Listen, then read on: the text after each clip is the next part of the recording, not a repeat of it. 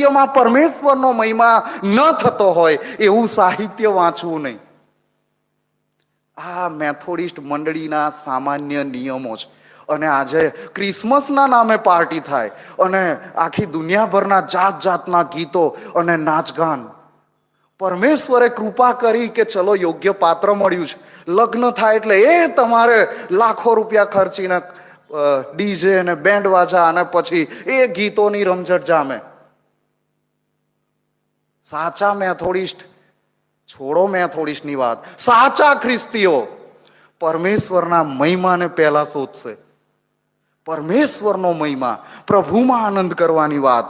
અને આ જે એકદમ સામાન્ય બાબત છે એ આજના શાસ્ત્ર પાઠમાંથી આપણને જે શીખવા મળે છે એ કે જો ભરવાડોએ એ ઘેટા પાળકોએ વિચાર્યું હોત તો એમના માટે પેલી ઘટના જ બહુ મોટી થઈ ગઈ હોત કે એમણે દૂતોનો સમુદાય જોયો. કદાચ એ જ એમના માટે એટલી મોટી બાબત હોત કે બીજી કશી શોધખોળ ના કરત ને ત્યાં જ કંઈક અલગ રીતે બધું ચાલુ કરી શક્યા હોત. બધા શબ્દો જે સાંભળ્યા એને યાદ રાખીને કંઈક નવું કશું તૂત ઊભું કરી દીધું હોત.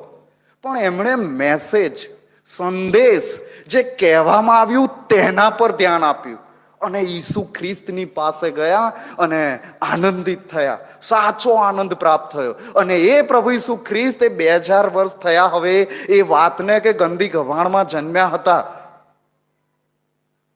હવે તો એ સ્વર્ગમાં પરમેશ્વર પિતાને જમણે હાથે બિરાજમાન છે. એટલે જ્યારે નાતાલ આવે ત્યારે ફરીથી એ નાના નથી થઈ જતા. આજે કોઈ મોટા વ્યક્તિનો બર્થડે મનાવવામાં આવે ત્યારે નાના બાળકની માફક મનાવવામાં નથી આવતો.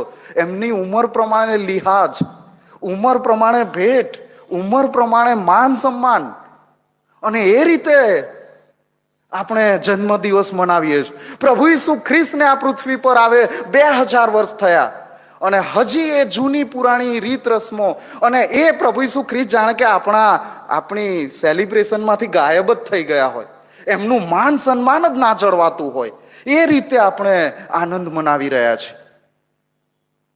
અને હવે હું જે વાત કહીશ થોડી તકલીફ થશે, ઘણા બધાને તકલીફ થશે, પણ મેં બહુ પ્રાર્થના સાથે હું અહીંયા આવ્યો છું કે મારે જણાવવું તો પડશે જ. ગરબા, ગરબા એનું ઉદ્ગમ સ્થાન, કેવી રીતે એની શરૂઆત થઈ અને આ ગરબા શબ્દ શું છે, આપણે ખ્રિસ્તીઓ તરીકે એને ઉપયોગમાં લઈ શકીએ કે કેમ, આવો પ્રશ્ન થયો કદી? ગરબા એ સંસ્કૃત શબ્દ પરથી આવ્યો છે, ગર્ભાદીપ. ગર્ભાદીપ. અને આ ગર્ભાદીપ એ છે કે ગુજરાતમાં જ આ શરૂઆત થઈ હતી અને આ સાંસ્કૃતિક નથી, આ ધાર્મિક છે. અને આ શરૂઆત એવી રીતે થઈ હતી કે કેટલાક બહેનો કે જેમને બાળકો થતા નહોતા, લગ્ન પછી બાળકો થતા નહોતા, એમને બાળકો પ્રાપ્ત થાય એટલે ફળદ્રુપતાની દેવીને વચ્ચે રાખીને, એ મૂર્તિને વચ્ચે રાખીને ગોળ ગોળ ફરીને એની શરૂઆત થઈ. અને પછી એ બધાને ગમવા લાગ્યું. એટલે પછી તો જેને બાળકોની જરૂર ના હોય એ પણ ગોળ ગોળ ફરીને, પણ જે પેલું તત્વ તો રહ્યું કે વચ્ચે દીવા હોય કે પછી કોઈ મૂર્તિ હોય. અને આજે એટલું બધું પોપ્યુલર છે કે આખા જગતમાં એની વાતો થાય છે. યુનેસ્કોએ એને વર્લ્ડ હેરિટેજમાં સ્થાન આપ્યું. પણ આખી દુનિયા જે કરતી હોય એ કરે, દુનિયાને જે કરવું એ કરે. પ્રભુ ઈસુ ખ્રિસ્ત એટલા માટે આ જગતમાં આવ્યા કે આપણને જગતમાંથી બહાર લઈ આવે. આપણને તેડ્યા છે કે આપણે સંતો બનીએ, આપણે પવિત્ર બનીએ, આપણે જગતના લોકો કરતા જુદા બનીએ, અલગ બનીએ.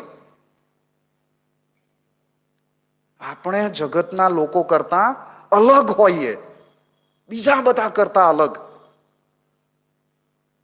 બધા કરે છે એટલે આપણે તો સાથે ઈસુ ખ્રિસ્તના ગીતો સાથે કરીએ છીએ, પણ બધા જે ગરબા ગાય ત્યારે એવા મસ્ત બનીને ગરબા કરતા હોય, એવી એક્શનો, અને બીજું ઈસુ ખ્રિસ્ત ખબર નહીં કોઈને મનમાં યાદ પણ આવતા હશે કે કેમ. ગીતો તો જબરજસ્ત બધા ચાલતા હોય, એમ તો પાછો કોઈ પીને પણ મસ્ત થાય. અને પાછા અમુક પીનારા તો એવા હોય, મસ્ત હોય તો બાઇબલની જ વાતો કર્યા કરે.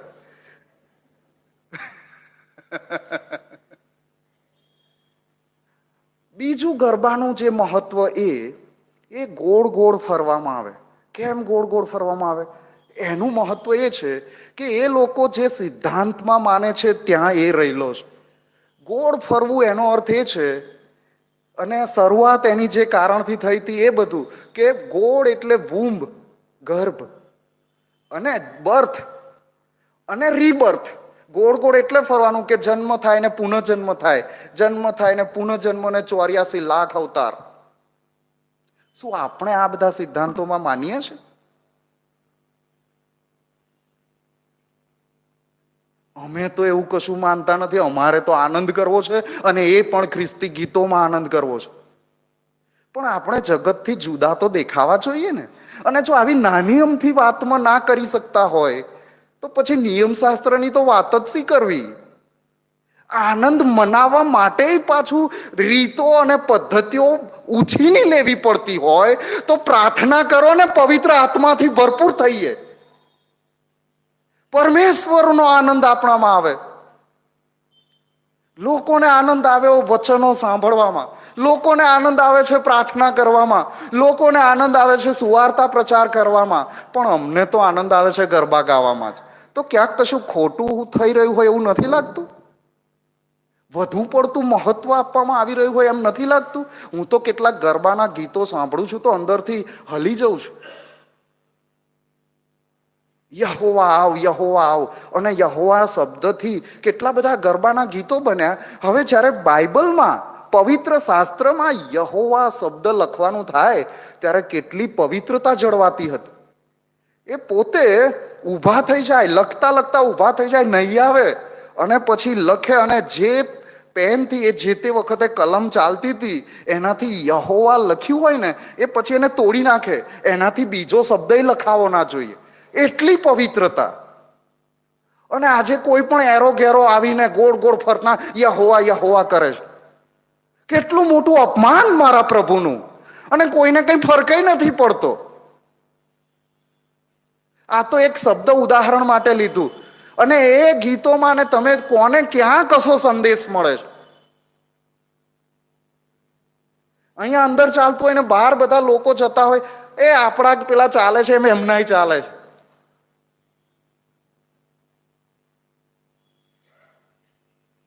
આપણી પાસે નવું જીવન છે. આપણે નવા નગર યરુસાલેમ તરફ આગળ વધી રહ્યા છીએ, અને જૂની વાતો આપણી સાથે નહીં ચાલે. જો જૂનું કશું આપણી સાથે રહ્યું તો નવા નગરમાં આપણો સમાવેશ નહીં થાય, અને તો પછી આવી બન્યું તો રડવું અને દાંત પીસવું થશે. રડવું અને દાંત પીસવું થશે.